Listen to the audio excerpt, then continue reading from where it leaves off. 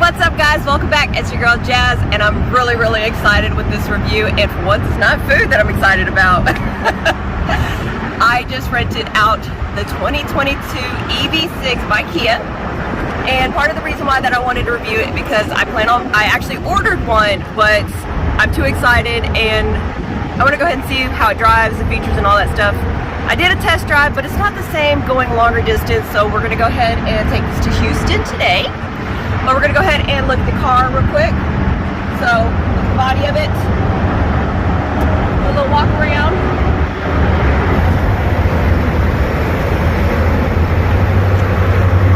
Alright, so you see the front of it, a nice grill. Needs a little tidying up, but it has been sitting out here for, overnight. So we're going to look to the side. I'm liking the rims over here. The black and silver. Y'all know how tempting it is just to open the door. Well, we gotta look at the back first. A little bit of a more narrow window than I'm used to. I'm excited about looking on the inside, so let's go ahead and hop in because it is a bit noisy out here. Unique looking key, all the buttons are on the side so you don't have to worry about accidentally hitting anything. Except for this, I'm not sure what that is yet, but we're gonna find out. Alright.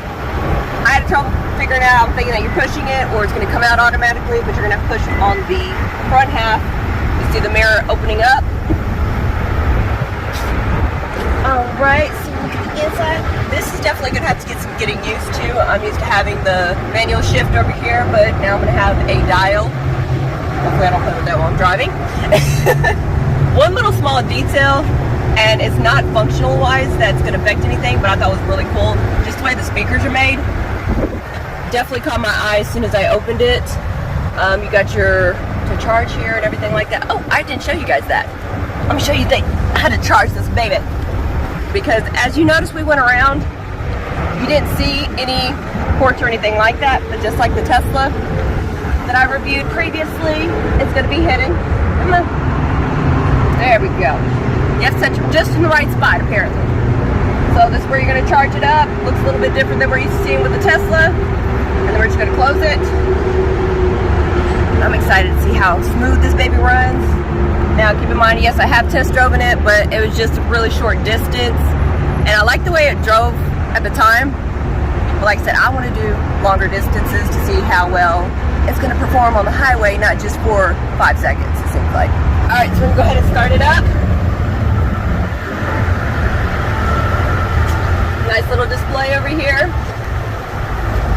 And it looks like we're sitting at 98%. 70%, that's for sure. Gotta get used to smelling that again. We got all of this digital feature right here.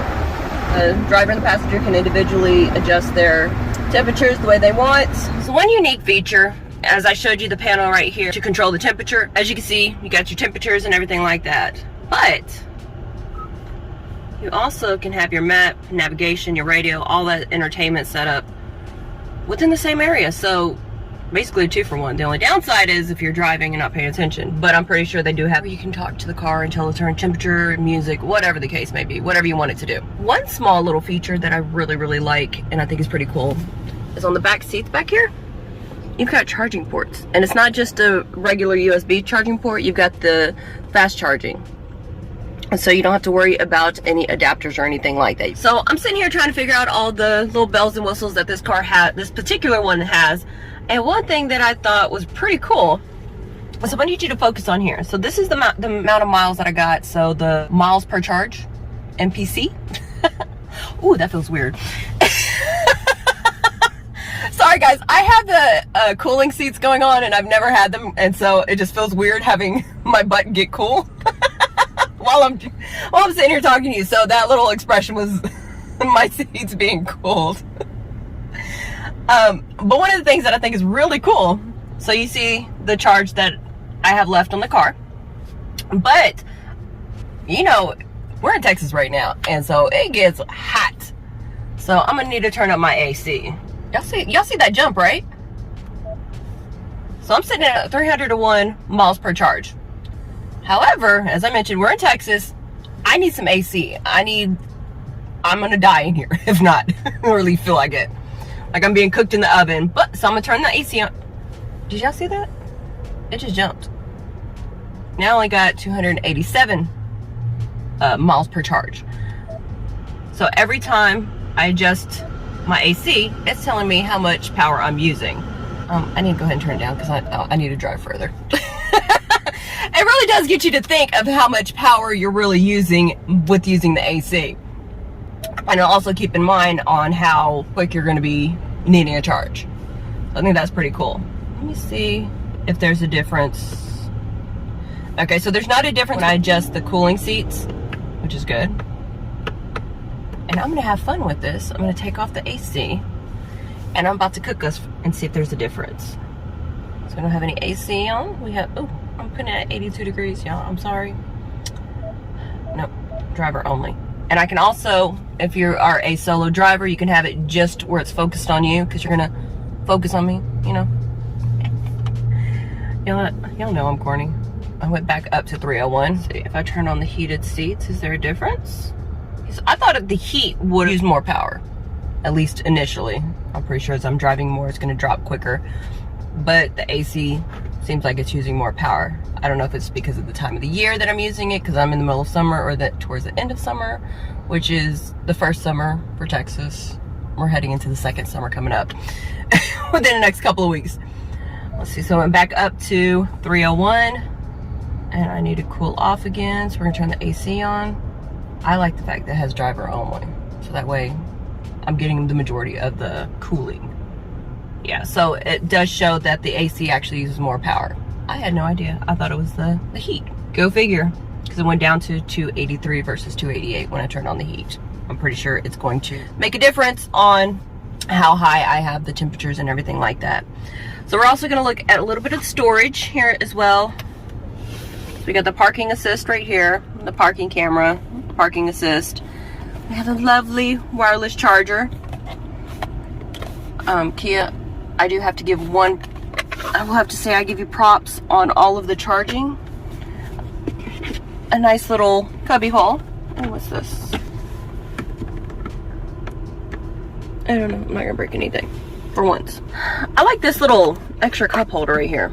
I mean, not exactly a cup holder, but just a little holder here, because there's so many times where I have my keys or, you know, some chapstick, lipstick, something like that, and I can't put my drinks in there. So I'm really liking that. And it's kind of slightly hidden. Let's see, we got more charging ports down here. You have the regular USB as well as the Type-C here for the fast charging. There is one box back here in the back. I don't have the key to open it or to unlock it, so therefore I'm just gonna leave it there, but just showing you guys. It looks like just like a regular plug. So if you want to charge it with an adapter, you've got that. What are these down here? So you've got the Kia Connect, which I'm not sure if that's connected or not. Anything else? The lights. I'm kind of nervous about driving a new car, you guys.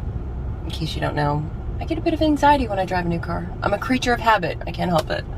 So yes, I'm a little bit nervous about driving. Not necessarily nervous, just kind of getting into my groove of driving this car. But I probably will be depressed once I hand over the keys again in a few days. Like I was with the Tesla. Yeah, I shedded a couple of tears. Ah, and of course, y'all know I love storage. Look how big that thing is. I don't think I put my whole arm back there. So that's gonna be the bottomless pit over there. Probably filled up with condiments and napkins. That's pretty much what's gonna get stored in there. So I'm throwing a little bit of a fit because, like I said, I wanted the wind with the RWD. So that way I don't sound slow. But I ended up, because I'm spoiled and stubborn and I wanted certain features, so I had unfortunately go up to the GT, spend a little bit more. So depending on what you want, if you want the light, you're gonna get 232. If you want either the wind or the GT, you're gonna get 310 on rear wheel drive only. But if you want all-wheel drive, you're dropping down to 274, and that's only comes in the wind or the GT line. So I'm gonna go over some of the features that are in this car.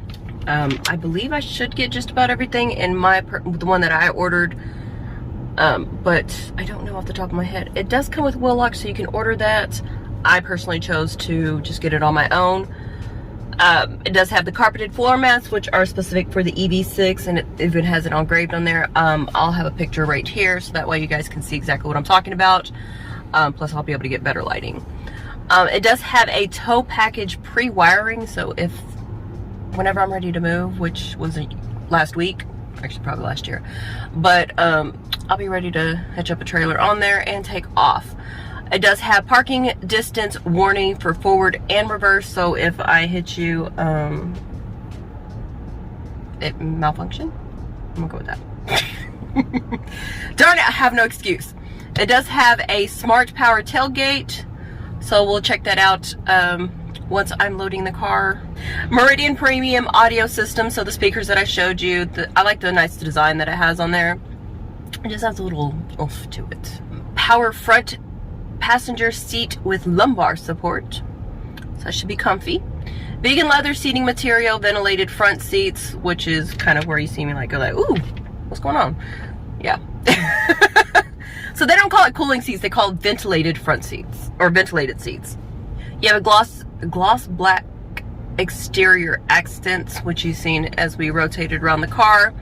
19-inch alloy rims with a black finish. Onboard power generator. 160 kilowatt electric motor, which gives you 225 horsepower with a 258 pound featured torque. Not twerk, torque. Yeah, something like that. 310 mile range, which I did mention, and a 77.4 kilowatt lithium ion battery. So these were the added features on the basic EV6 features, standard features. Electric parking brake with auto holds. I showed you the DC charging, forward collision avoidance assist, which includes like a cyclist, blind spot collision avoidance assistant. So Kia is really preventing me from hitting anybody unless it's intentional. Good to know that. So this might be somewhat safe to drive around. Around a Kia. Lane keeping assist. Those, if you've ever driven in a car with lane keeping assist and you're in an area that's heavily constructed, you will literally be fighting the car. I have it in my Fusion, and I completely had to turn it off because I was sitting there fighting it, and it was kind of stressful driving it with the assist on. But I will say that is very helpful if you are just learning how to drive, to kind of, you know, get your distance right for somebody that's not used to driving. You do have parking distance warning in reverse, safe exit assist, and highway driving assist. Kia is really trying to keep it safe. It does have Android Auto as well as Apple CarPlay, so Kia does not discriminate whether you're an Android or an Apple user. Smart key with push button and remote start. So this is the key fob, a little bit different than I'm used to. I'm used to having the buttons on the front part, but no, it's actually going to be on the side right here. I'm still trying to figure out how to function it. Yes, I did say function it. It does have this hold button. I've tried doing it both inside and outside the car, so I'm not exactly sure if I'm not pressing it hard enough or what, but I'm pretty sure by the time I hand over the keys, I'll be a pro at using this. One of the downside about it, though, I will say, ladies, it's not going to be 100% user friendly with those that have long nails. I haven't gotten mine done in a while, so I'm okay. I still had to kind of push pretty hard to get that to even dip down to where I'm actually pushing the button. So I've got to get used to that. The dual zone automatic climbing with rear vents. A wireless phone charging, which I pointed out right here. A combination of recycled fabric, both vegan leather seat materials. Cool. We got the heated seats, which I mentioned already. We got power adjusting driver's seat with power lumbar support. And rear occupant alert. So if you leave your kids in the car in a Kia, you have nobody but to blame but yourself. I don't want to hear about it. Sorry, I had to print that. It breaks my heart to hear about that. Or if you have dogs, because I know she's gonna be back there soon enough. Hopefully she's not bouncing around too much. LED headlamps with auto light control, rear privacy glass and rear spoiler, which you've seen on the outside. And of course the power folding heated outside mirrors with a turn signal. So, all right guys, I'm done talking about these features. I'm ready to get the road on the show and see how this thing goes. I'm excited.